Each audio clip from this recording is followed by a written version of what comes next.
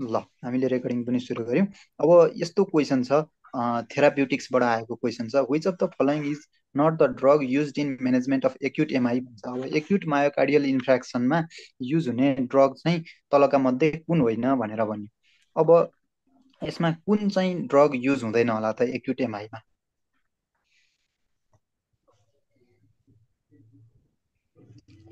Nitrate, morphine sir. Morphine morphine जवाब जस्तो चाहिँ पेन मोर्फिन। ल अब हामी धेरै अप्सन आइरहेछ होइन, यसमा हामी झुकिन सक्छौँ है। अब एक्युट एमआईको म्यानेजमेन्टलाई तपाईँहरूले के सम्झिने भन्दाखेरि एमओएनए मोना भनेर सम्झिने है। एमओएनए है, एक्युट एमआईको म्यानेजमेन्टमा चाहिँ हामी मोना प्रयोग गर्छौँ भन्ने, जसमा यम भनेको मर्फिन हो। एक्युट एमआईको पेन एकदमै कडा पेन हुन्छ, त्यही भएर हामीले यति बेला चाहिँ मर्फिनकै प्रयोग गर्नुपर्ने अवस्था आउँछ त्यो पेनको म्यानेजमेन्टको लागि है। अनि यो यम भइहाल्यो। त्यस पछाडि ओबाट चाहिँ अक्सिजनको इन्हालेसन, O2 इन्हालेसन हाम्रो यसको प्राइमरी म्यानेजमेन्ट हो। सबभन्दा सुरुमा आउने बित्तिकै मर्फिन भन्दा पनि हामी O2 इन्हालेसन चाहिँ गर्छौँ है। अनि त्यस पछाडि नाइट्रेट्सको बारेमा त तपाईँहरूले बुझ्नु भएको छ, सबलिङ्गुअल्ली दिने आइसोसर्बाइड डाइनाइट्रेट अनि ग्लिसराइल ट्राइनाइट्रेट हो। यी औषधिहरू छन् जसले चाहिँ के गर्छन् भन्दाखेरि सिस्टेमिक फर्स्ट पास मेटाबोलिजमलाई चाहिँ के गर्छन् त यिनीहरूले, फर्स्ट पास मेटाबोलिजमलाई चाहिँ यिनीहरूले के गर्छन्, फर्स्ट पास मेटाबोलिजमलाई यिनीहरूले चाहिँ लिभ गरेर अगाडि जान सक्छन् है। अनि त्यस पछाडि अर्को यो नाइट्रेट्सहरू भयो यनबाट, अनि एबाट भनेको एस्पिरिन भयो है। यो चारवटा ड्रगहरू चाहिँ यो एक्युट एमआईको म्यानेजमेन्टमा युज हुने ड्रग भयो है। अब यसमध्ये कुन भएन त भन्दाखेरि रोजुभास्टाटिन चाहिँ भएन। रोजुभास्टाटिन चाहिँ केमा युज हुने ड्रग हो? Cholesterol anti hyperlipidemia. कोलेस्ट्रोल के कोलेस्टेरोललाई चाहिँ हामी पर्ने हुन्छ त हाइपरलिपिडेमिया, हाइपरलिपिडेमियाको एन्टी भनेर भन्नु पर्यो होइन। हाइपरलिपिडेमिया डिसलिपिडेमिया अथवा हाइपरलिपिडेमिया भनेर लेखेको हुन्छ, त्यसको एन्टी भनेर भन्नु पर्यो हामीले। अनि अब यसको स्टाटिनको चाहिँ एकदम एउटा खास कुरा के छ त, स्टाटिन कुन समयमा दिनुपर्छ? बेड टाइममा दिनुपर्छ हो। स्टाटिनसँग रिलेटेड तपाईँहरूलाई क्वेसन आउन सक्छ र रेगुलर आइरहेको क्वेसन पनि हो, स्टाटिनलाई कुन समयमा दिने भनेर क्वेसन आउन सक्छ। स्टाटिनलाई जहिले पनि हामी एचएस दिने। एचएस भनेको के हो त? नाइट टाइम हो, बेड टाइममा एट द बेड टाइम हो, बेड टाइममा दिने हो। यसरी चाहिँ सर। यो आउँछ। एमआईमा अब त रोजुभास्टाटिन दिन्छ सर। हो, एमआईको यस्तो छ, तपाईँको एक्युट र क्रोनिकको केस आउँछ नि त। एक्युट भनेको त तपाईँको तत्काल देखिएको पेन म्यानेजमेन्टसँग रिलेटेड चिज भयो कि एक्युट भन्ने बित्तिकै चाहिँ। तर क्रोनिक छ, उसँग चाहिँ क्रोनिक एमआईको केस छ, हिस्ट्री अफ एमआई छ भने चाहिँ अब हो त्यति बेला चाहिँ यो स्टाटिनहरू प्रयोग गर्नुपर्छ। ऊ चाहिँ क्रोनिक एमआईको पेसेन्ट छ अथवा कुनै टाइममा चाहिँ एमआई देखिएको छ, अब अहिले हामीले लङ टर्म म्यानेजमेन्ट गर्दैछौँ भने त्यति बेला यसलाई फेरि प्रयोग गर्नुपर्छ। तर एक्युट एमआईको केसमा चाहिँ हामीले यो चारैवटा औषधिलाई प्रयोग गर्छौँ, रोजुभास्टाटिनलाई चाहिँ प्रयोग गर्दैनौँ है त। हजुर सर। ल अब यहाँ मैले त्यही कुरा राखिदिएको छु हो। एउटा क्वेसनबाट हामीले चारवटा क्वेसन पढ्यौँ हो। अब मर्फिनको सबभन्दा मेजर साइड इफेक्ट के छ तपाईँहरूले भन्नुहोस् त। दुईटा जति साइड इफेक्ट भन्नुभयो भने म खुसी हुन्छ। डायरिया र एन्टी डिप्रेसन, ल्याक्टिक एसिड पनि गराउँछ सर। रेस्पिरेटरी मर्फिनले डिप्रेसन, डाइरिया गराउँछ? कन्स्टिपेसन मर्फिनले डाइरिया गराउँछ भन्नुभयो त अनि ठ्याक्कै उल्टो पढ्नु भएछ भन्ने हुन्छ है। कन्स्टिपेसन हो सर, कन्स्टिपेसन। मर्फिनको मेजर साइड इफेक्ट चाहिँ के हो त? एउटा कन्स्टिपेसन हो भने अर्को रेस्पिरेटरी डिप्रेसन भनेर भन्छौँ हामी होइन। कन्स्टिपेसन र अर्को रेस्पिरेटरी डिप्रेसन, जसमा अझ मेजर चाहिँ कुन हो भनेर भन्यो भने रेस्पिरेटरी डिप्रेसनलाई नै हामीले लाउनु पर्ने हुन्छ है। अब मर्फिनको कन्स्टिपेसन चाहिँ यो यस्तो साइड इफेक्ट हो जुन हामीले लङ टर्म प्रयोग गर्यो भने पनि यो चाहिँ हराएर जाँदैन भनेर भन्छ है। अब नाइट्रेटको केसहरू मैले भनिहालेँ है। अब यस पछाडि हामी अर्को जाउँ। ल अब यसमा चाहिँ हो हामीले अब तपाईँहरूलाई पढाउँदै गर्दा हो यसै गरी फर्माको थेरापीसँग रिलेटेड भएर जसरी अब ड्रगलाई कसरी युज गर्न सकिन्छ, फर्माको काइनेटिक प्यारामिटर्सहरू के हुन् हो, त्यसको इस्टिमेसन कसरी गर्ने हो, अब यो चिज तपाईँको फर्माको थेरापीमा दिए तापनि हामीले यो फर्माको काइनेटिक्स प्यारामिटरहरूलाई बायोफार्ममा पनि पढ्छौँ है। अनि इन्डिभिजुअलाइजेसन अफ ड्रग थेरापीमा हाम्रो के हुन्छ त भन्दाखेरि रेनल क्लियरेन्स कम हुँदाखेरि हामीले कसरी डोज एडजस्टमेन्ट गर्ने हो, बच्चाको डोज एडजस्टमेन्टको फर्मुला के हो होइन, त्यो फर्मुलाका हाम्रो डिलिङ्स रुल अनि फ्राइड्स रुल, यङ्स फर्मुला हो, यो सबै हाम्रो फर्मुलाहरू चाहिँ हामी के गर्छौँ त बायोफार्ममा पनि पढ्छौँ हो। एउटा चिज हामीले यो फर्माको थेरापी पढ्नुपर्ने चिजलाई हामी बायोफार्ममा पनि पढ्छौँ हो, जसले गर्दाखेरि चाहिँ ड्रग इन्ड्युस डिजिजेसहरू के हुन्छ होइन, कुन ड्रगमा चाहिँ कस्तो युरिन देखिन्छ हो भन्ने कुराहरू पनि हामी क्रमशः पढ्दै जान्छौँ। यो सबै सब्जेक्टको चाहिँ तपाईँलाई पढाएको हुन्छ बायोफार्म, तर त्यो पढाउँदै गर्दा सबै सब्जेक्ट चाहिँ तपाईँहरूको छुन्छ है। ल उता बोल्दै गर्दा चाहिँ माइक बन्द गर्नुहोस् ल। अब तपाईँहरूलाई मैले एउटा क्वेसन यहाँ राखेको छु। Which of the following ring is present in clavulanic acid भनेर छ क्वेसन। अब के हुन्छ होला?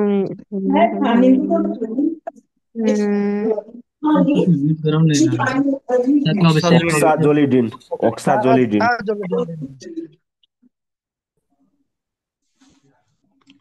ल अब यसमा के छ त, which of the following ring is present in clavulanic acid भनेर भन्यो।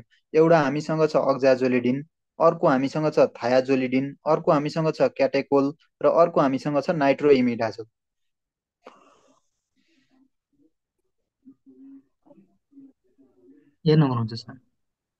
ल अब क्ल्याभोलुनिक एसिड भनेको हामीले सामान्यतया देखिरहेको औषधि हो। क्ल्याभोलुनिक एसिड प्लस केसँग मिक्स भएर आएको देख्नुहुन्छ? एमोक्सिसिलिन हो ल, एमोक्सिसिलिनसँग मिक्स भएर आएको देख्नुहुन्छ होइन, एमोक्सिसिलिन प्लस क्ल्याभोलुनिक एसिड भएर आएको देख्नुहुन्छ। अब तपाईँहरूले मलाई भन्नुहोस्, यसमध्ये एमोक्सिसिलिन त बिटा ल्याक्टम एन्टिबायोटिक हो होइन, अब क्ल्याभोलुनिक एसिड चाहिँ के हो त? यसको कुन क्लासमा पर्छ, के हो यो ड्रग? बिटा ल्याक्टमेज इन्हिबिटर हो। बिटा ल्याक्टमेज इन्हिबिटर, बिटा ल्याक्टमेज इन्हिबिटर भनेर भन्नु पर्यो है यसलाई चाहिँ है। बिटा ल्याक्टमेज LACTAMASE ल्याक्टमेज है, बिटा ल्याक्टमेज इन्हिबिटर भनेर भन्नु पर्यो क्ल्याभोलुनिक एसिडलाई। र यिनीहरूको बिचमा ठ्याक्कै एउटा बेसिक रिङ स्ट्रक्चरै डिफ्रेन्स छ, जसमा क्ल्याभोलुनिक एसिडमा अक्जाजोलिडिन हुन्छ भने एमोक्सिसिलिनमा के हुन्छ त? थायाजोलिडिन रिङ है। यो बिटा एन्टिबायोटिक्सहरूमा थायाजोलिडिन रिङ हुन्छ, विशेष गरी त्यसमा पनि पेनिसिलिन एन्टिबायोटिक्सहरूमा। भने क्ल्याभोलुनिक एसिडमा चाहिँ के हुन्छ त? अक्जाजोलिडिन रिङ हुन्छ है।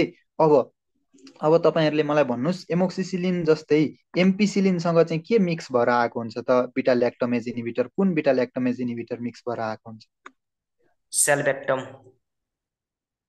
हो ल, एम्पिसिलिनसँग चाहिँ हो, एम्पिसिलिनसँग चाहिँ तपाईँको एम्पिसिलिन क्लोक्सासिलिन भनेर भन्नु होला, तर क्लोक्सासिलिन होइन है, क्लोक्सासिलिन बिटा ल्याक्टमेज इन्हिबिटर होइन। एम्पिसिलिनसँग चाहिँ सल्ब्याक्टम मिक्स भएर आएको हुन्छ है, सल्ब्याक्टम SULBACTUM। ठिक छ। यो सल्ब्याक्टम भनेको पनि के रहेछ त भनेपछि बिटा ल्याक्टमेज इन्हिबिटर नै रहेछ ल। यो पनि तपाईँहरूले याद गरिरहनुहोस्, एउटा क्ल्याभोलुनिक एसिड, एउटा सल्ब्याक्टम, यो दुईटा चाहिँ के भयो त? र अर्को ट्याजोब्याक्टम भन्ने हुन्छ। यो तीनवटा चाहिँ हाम्रो बिटा ल्याक्टमेज इन्हिबिटर बिचको ग्रुपको ड्रग हो ल भन्ने पनि तपाईँहरूले सम्झिनु पर्यो। ल अब अर्को तपाईँहरूले मलाई भन्नुहोस्, एमोक्सिसिलिनको र एम्पिसिलिनको बारेमा यो दुईटा चाहिँ कुन पेनिसिलिन ग्रुपभित्र पर्छ? एउटा एमिनो पेनिसिलिनमा पर्छ कि युरिडियो पेनिसिलिनमा पर्छ? ल त्यो दुईटा अप्सन दिएँ। एउटा छ युरिडियो पेनिसिलिन, अर्को छ एमिनो पेनिसिलिन। एमिनो भित्रबाट छ, एमिनो पेनिसिलिन। ल एमोक्सिसिलिन र एम्पिसिलिन चाहिँ के हुन्छ? एमिनो पेनिसिलिन भित्र पर्छ। यो एकदम रेगुलरली तपाईँहरूलाई जाँचमा सोधिरहेको क्वेसन हो। अब यो थायाजोलिडिन अक्जाजोलिडिनको बारेमा भयो। क्याटाकोल रिङ चाहिँ कुन ड्रगमा हुन्छ त? भेनिलिनमा हुन्छ सर। भेनिलिन भनेको के अरे, नाम याद आयो, इपिनेफ्रिन नेफ्रिन ड्रगमा हो। ल यो चाहिँ कहाँ पर्छ त भन्दाखेरि क्याटेकोलामिन्स भनेर तपाईँहरूले पढ्नुभयो होला, नर एड्रिनालिन अनि एड्रिनालिन हो। त्यसैलाई नर एड्रिनालिन र एड्रिनालिनलाई नै अघि साथीले भनिहाल्नुभयो, इपिनेफ्रिन र नर इपिनेफ्रिन भन्छ भनेर भनिहाल्नुभयो हो। यो चाहिँ क्याटेकोल रिङ कहाँ हुन्छ त? त्यो हाम्रो नर एड्रिनालिनहरूमा हजुर सर लिभोडोपा नि हुन्न र लिभोडोपा लिभोडोपा भन्दा पनि लिभोडोपा डोपामिनमा पनि तपाईँको क्याटेकोलामिन रिङ हुन्छ। सर क्याटेगोरी ग्रुपमा नै पर्छ हैन। अनि अब हाम्रो नाइट्रोइमिडाजोल चाहिँ कुन उसमा हुन्छ त, कुन ड्रगमा चाहिँ यो ग्रुप हुन्छ? नाइट्रोइमिडाजोल अल्बेन्डाजोल अल्बेन्डाजोल हो र टिनिडाजोल सर। जुन मेट्रोनिडाजोल। लेखिराख्नु भएको छ है, मेट्रोनिडाजोल। मेट्रोनिडाजोल अनि टिनिडाजोलहरूमा चाहिँ के हुन्छ त? यो नाइट्रोइमिडाजोल रिङ हुन्छ है। यो तपाईँहरूले याद गर्नु बेन्जिमिडाजोलमा अल्बेन्डाजोल हो। अब नाइट्रोइमिडाजोल भित्र मेट्रोनिडाजोल प्लस टिनिडाजोल हो, त्यस्ता औषधिहरू सेक्निडाजोल तिनीहरू पर्ने भए, एन्टिएमोइबिक ड्रगहरू पर्ने भए है त। बेन्जिमिडाजोलमा चाहिँ अल्बेन्डाजोल हो, बेन्जिमिडाजोल भनेको चाहिँ अल्बेन्डाजोल हो। अनि अब यहाँ मैले अरू पनि त्यसरी राखिदिएको छु तपाईँहरूलाई। थायाजोलिडिनमा पेनिसिलिन्सहरू भए, क्याटेकोलामिन्समा एड्रिनालिन, नरएड्रिनालिन, इपिनेफ्रिन, हिस्टामिनहरू भए होइन। अनि नाइट्रोइमिडाजोलको कुरा आइहाल्यो। हाइड्रान्टोइन रिङ कुनमा हुन्छ भन्यो भने फिनाइटोइनमा हुन्छ, फोस्फिनाइटोइनमा हुन्छ भनेर भन्यो। अब फिनाइल अल्काइल एमिन केमा हुन्छ होला? केमा हुन्छ? भेरापामिल भनेर सुन्नु भएको छ हो। भेरापामिलमा चाहिँ के हुन्छ त? फिनाइल अल्काइल एमिन रिङ हुन्छ। अनि डाइहाइड्रोपाइरिडिन रिङ भनेर केमा हुन्छ? सेफलोस्पिरिनमा हो। डाइहाइड्रोपाइरिडिन डाइहाइड्रोपाइरिडिन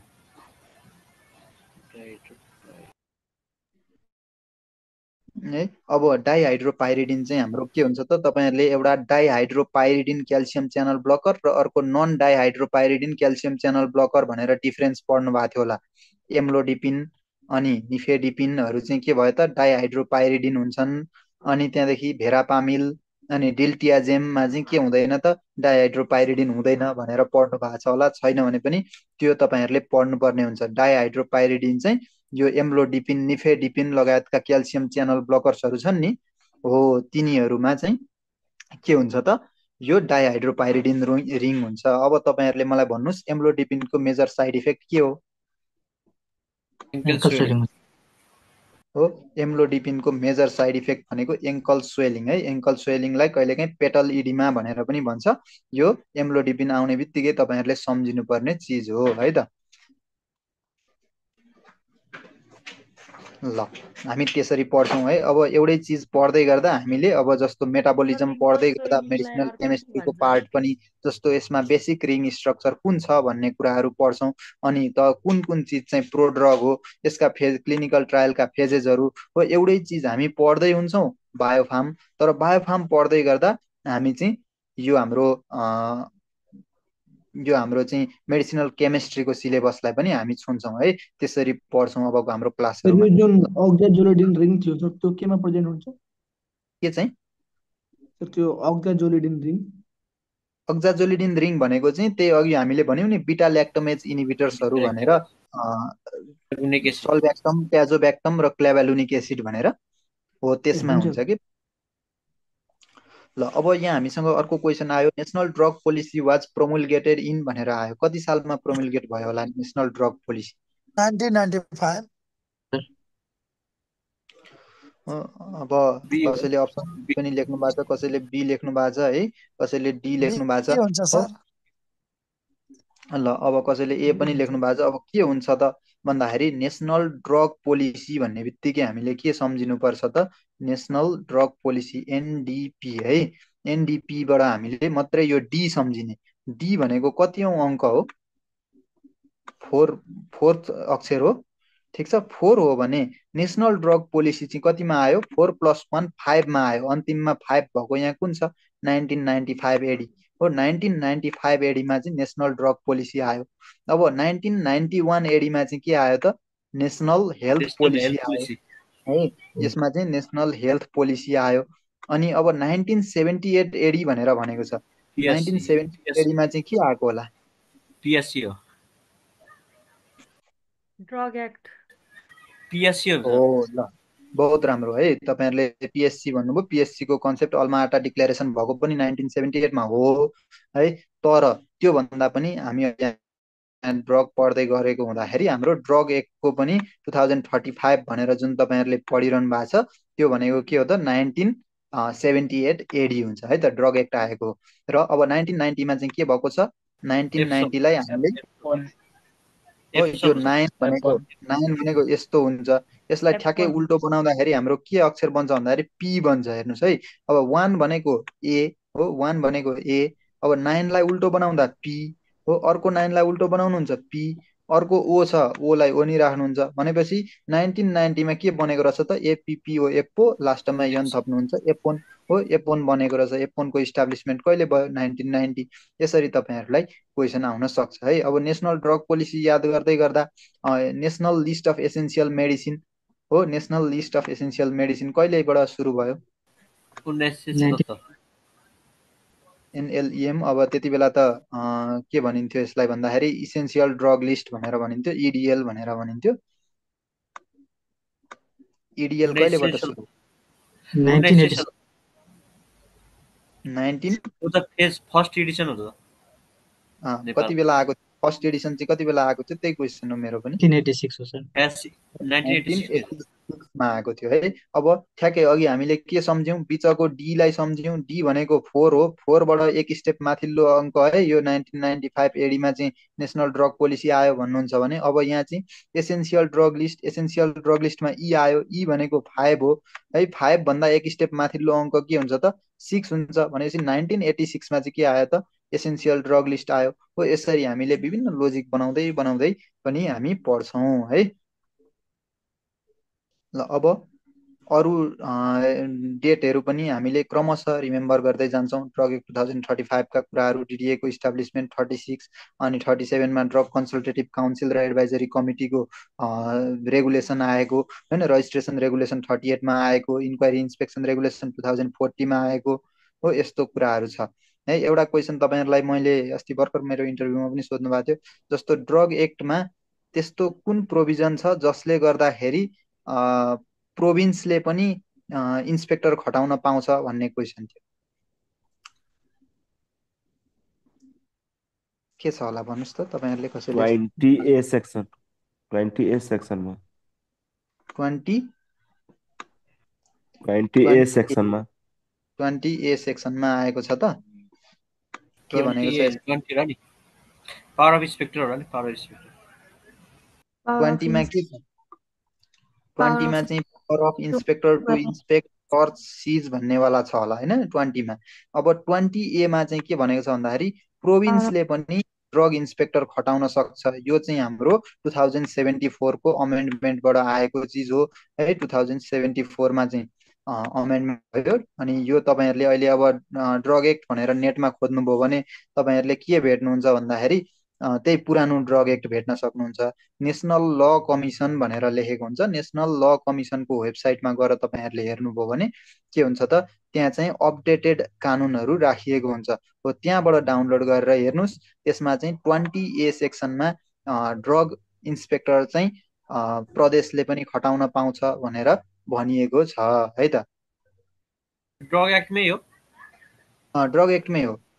यो अहिले नयाँ आएको छ त्यो 74 को। त्यही अमेन्डमेन्ट 2074 को अमेन्डमेन्टमा हो। 2074 मा चाहिँ जब सङ्घीयता 2072 मा आयो अनि 72 मा सङ्घीयता आइसकेपछि अब सङ्घीयता सुहाउँदो बनाउनु पर्यो नि त ऐनहरूलाई। अनि अब प्रदेशलाई पनि केही केही नियमनको अधिकार दिइसकेपछि चाहिँ प्रदेशले पनि नियमन गर्न सक्छ है, इन्सपेक्टर खटाउन सक्छ है भनेर यो प्रावधान एड गरेको थियो कि। अर्को एउटा भ्याक्सिनको लागि पनि एउटा प्रावधान एड गरेको छ, त्यो पनि तपाईँहरूले हेर्नु होला है। अब यसरी चाहिँ हामीले एक्टसँग रिलेटेड पार्टलाई पनि कहिलेकाहीँ औषधिसँग जोड्छौँ र पढ्छौँ है। यो कुराहरू तपाईँहरूको सिलेबसमा भएकै कुराहरू यहाँ मैले राखिदिएको छु।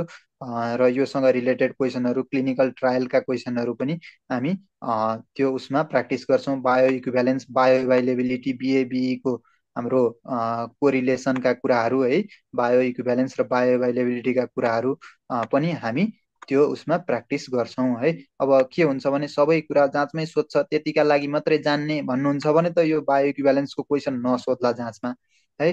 तर के हुन्छ भने त्यो मात्रै नभएर जानेको कुरा अरू बेला पनि त काम लाग्छ, यस पछाडि पनि त लामो समय छ नि त होइन। त्यसो हुँदा हामी त्यो पार्टलाई पनि काम लाग्ने गरी पढ्छौँ। यो पछाडि लगत्तै तपाईँहरूको चाहिँ एमइसीको इक्जाम होला, अनि एमइसीको इक्जाममा भरे त्यो क्वेसन सोधिदिन्छ हो त्यस्तो कुराहरूलाई पनि मध्यनजर गरेर हामी पढ्छौँ। अफ लेभल प्रेस्क्राइबिङ भनेको सुन्नुभएको छ? फ्लेभर भनेको जस्तै एउटाको ड्रप चाहिँ अर्कोमा नि दिने कि सर? जस्तै एउटा इक्जाम्पल ड्रपको दिन सक्नुहुन्छ? इक्जाम्पलमा जस्तो एउटा डिजिज हुन्छ सर, त्यो डिजिजको सेम डिजिजको अर्को डिजिजमा पनि प्रिस्क्राइब गरिदिन्छ त्यस्तो। त्यो जस्तै मेटफर्मिनको मिल्छ सर? ल बहुत राम्रो। मेटफर्मिनलाई केमा युज गरिदिन्छ? मेटफर्मिन कसले भनिरहनु भएको थियो? एकदम सही छ यो एन्सर, तपाईँले अप्सन छनौट गर्नुभएको ठिक छ होइन। मेटफर्मिनलाई कुन कन्डिसनमा युज गर्नु चाहिँ अफ लेभल हो? सर त्यो याद भन कि ट्याक्कै मैले प्रेग्नेन्सी टाइममा सायद प्रिस्क्राइब गर्छ। पोलिसिस्टिक ओभरियन डिजिज हो ल, पिसिओडी भनेर तपाईँहरूले सुन्नु भएको छ होला होइन। पोलिसिस्टिक ओभरियन डिजिजमा भयो।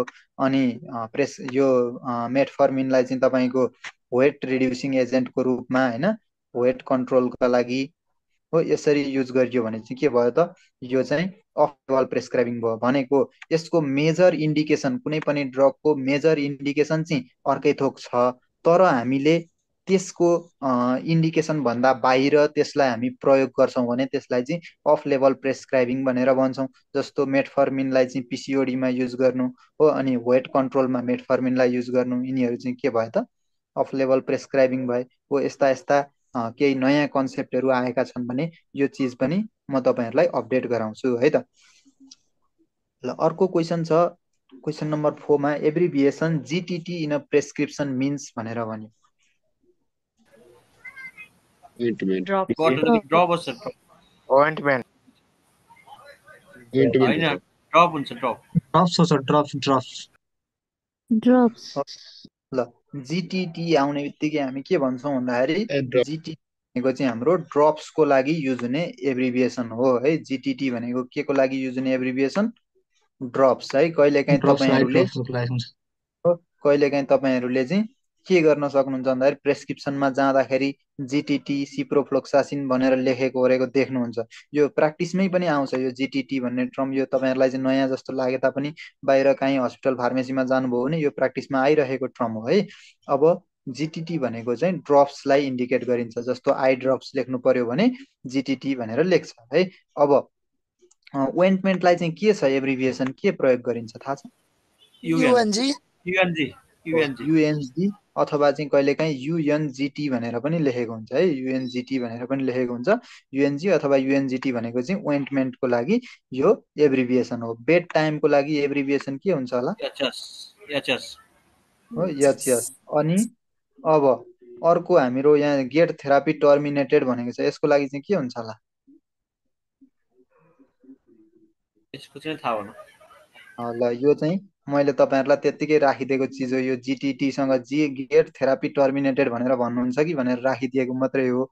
यो चिज चाहिँ हाम्रो प्रयोगमा एब्रिभिएसन यो आउँदैन है। अब ड्रप्सको त तपाईँहरूले जानिहाल्नुभयो जिटिटी भनेर है।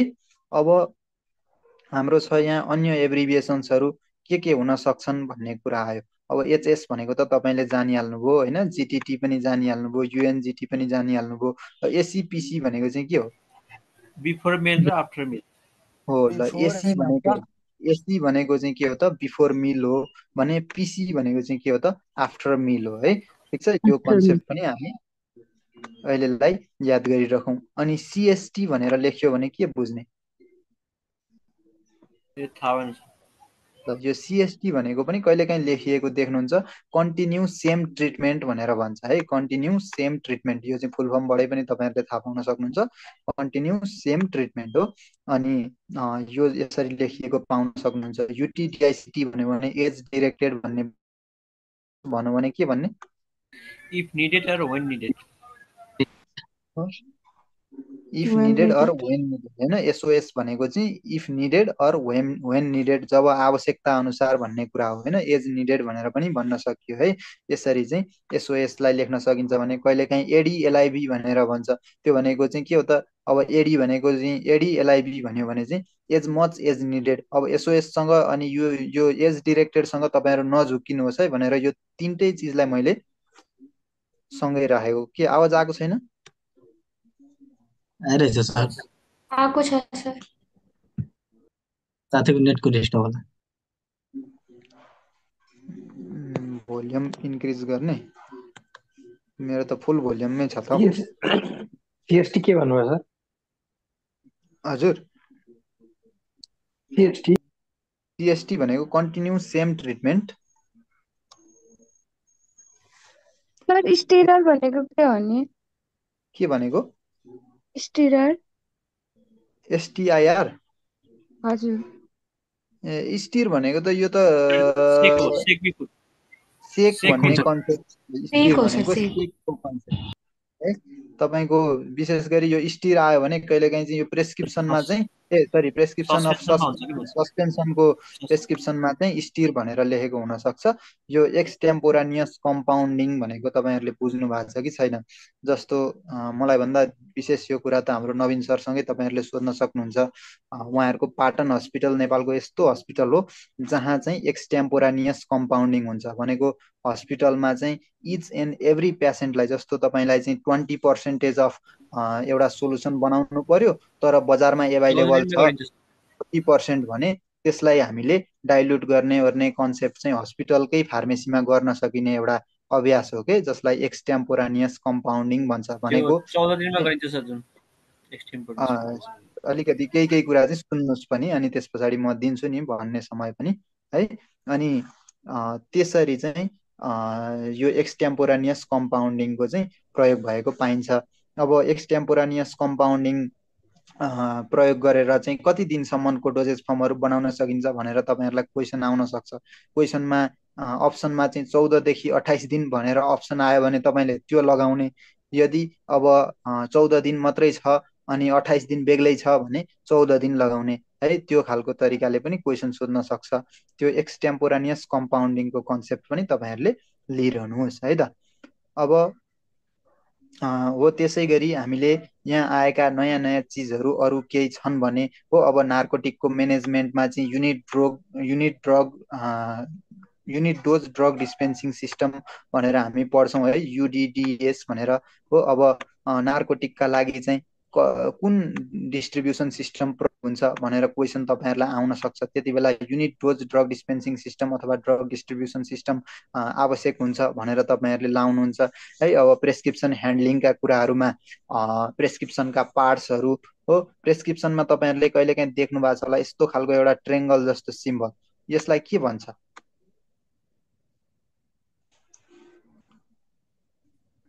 प्रेस्क्रिप्सनको पार्टमा प्रेस्क्रिप्सनमा चाहिँ कहिलेकाहीँ तपाईँहरूले देख्नुहुन्छ यस्तो खालको ट्रेङ्गल जस्तो सिम्बल लेखेर अनि यहाँ केही लेखेको हुन्छ। यसलाई के भन्नुहुन्छ? यो ट्रेङ्गल जस्तो सिम्बलले के जनाउँछ? आरएक्स डायग्नोसिस हो हो ल, अभिषेकजीले डायग्नोसिस लेख्नु नै हो। भएको छ है। अभिषेकजीले लेख्नु भएको छ। ल यो भनेको चाहिँ के हो त भन्दाखेरि डायग्नोसिसको पार्ट हो है। प्रोभिजनल डायग्नोसिस भनेर भन्छ है। प्रोभिजनल डायग्नोसिस भनेर भन्छ। प्रोभिजनल डायग्नोसिसलाई चाहिँ यसरी ट्रेङ्गलले इन्डिकेट गर्छ है त। हो यस्ता कुराहरू केही नयाँ चिजहरू छन् भने पनि हामी सँगै पढ्दै पढ्दै जान्छौँ। ल यो तपाईँहरूको सिलेबस भयो। अर्को एउटा क्वेसन छ आजको लागि, last question. HLB value of sodium lauryl sulphate is भनेर भने के हुन्छ? 40 हो ल। यो अब पहिलो कुरा त जान्नु पर्यो एचएलबी भ्यालु भनेकै के हो है। अब धेरैजनालाई त थाहा होला, कसैलाई यो थाहा नहुन पनि सक्छ। एचएलबी हाइड्रोफिलिक लिपोफिलिक ब्यालेन्स हो। अनि यो चाहिँ विशेष गरी हामीले युज गर्ने सर्फेक्टेन्ट्सहरू अनि इमल्सिफाइङ एजेन्ट्सहरू लगायतका चिजहरूको चाहिँ स्पेसिफिक एचएलबी भ्यालु हुन्छ। र एचएलबी भ्यालु अनुसार यसले विभिन्न नेचर देखाउँछ है। अब यसमा एचएलबी भ्यालुको रेन्ज चाहिँ कति हुन्छ, अनि एचएलबी भ्यालु सोडियम लौरायल सल्फेटको कति हो, ओलिक एसिडको कति हो, भनेर क्वेसन, ट्रागाक्यान्थको कति हो भनेर क्वेसन तपाईँहरूलाई सोध्न सक्छ। यसमा विशेष गरी हाम्रो ओलिक एसिडको लागि 1 हो है। ओलिक एसिड धेरै सोधिने चिजलाई मैले यहाँ राखेको छु। OLIC ओलिक एसिड भनेर लेख्नु होला। ओलिक एसिडको लागि 1 हो। अनि 40 भनेको सोडियम लौरायल सल्फेटको लागि हो। अनि 13.6 भनेको चाहिँ के को लागि हो थाहा छ? 13.6 भनेको चाहिँ ट्रागाक्यान्थको लागि हो। यसरी चाहिँ तपाईँहरूलाई के चिजहरूको स्पेसिफिक एचएलबी भ्यालु सोध्न सक्छ। अब एचएलबी भ्यालुको रेन्ज तपाईँहरूले यहाँ त 40 पनि देख्नुभयो, तर सामान्यतया अवस्थामा चाहिँ है एचएलबी भ्यालुले चाहिँ सामान्य, यो चाहिँ इन नर्मल केस है, इन जेनेरलमा चाहिँ 1 देखि 20 सम्म के हुन्छ त एचएलबी भ्यालु हुन्छ। 1 देखि 20 सम्मको एचएलबी भ्यालुमा 1 तिर नजिक। एजेन्ट परेन र सर? हजुर, ट्रागेन भनेको त सोल्युबलाइजिङ एजेन्ट हैन र? ट्रागाक्यान्थलाई चाहिँ सोल्युबलाइजिङ एजेन्ट भन्दा एजेन्टको रूपमा पनि र इमल्सिफाइङ एजेन्टको रूपमा पनि प्रयोग गरिन्छ। त्यो 13 देखि 15 हो कि हैन रेसियो त्यसको? अनि तपाईको यस्तो छ नि त, अब 8 सम्मको हुन्छ, 8 देखि 13 को बिचमा बोइलिङ वाटर इमल्सन पनि पर्छ नि त। हामी यहाँ आउँछौँ, अहिले आउँछौँ त्यो पार्टमा, हामी आउँछौँ, सकिन लाग्यो। अनि 1 तिर लिपोफिलिक हुन्छ, 20 तिर हाइड्रोफिलिक हुन्छ भन्ने कुराहरू यहाँ छ है। अब यहाँ तपाईँहरूलाई राखिदिएको छ एचएलबी स्केल कति हुँदाखेरि कति के हुन्छ, कस्तो नेचर देखाउँछ भन्ने कुराहरू यहाँ राखिदिएको छ है। आज हामी यति नै क्लास गर्छौँ र अब यसमा तपाईँहरूको केही छ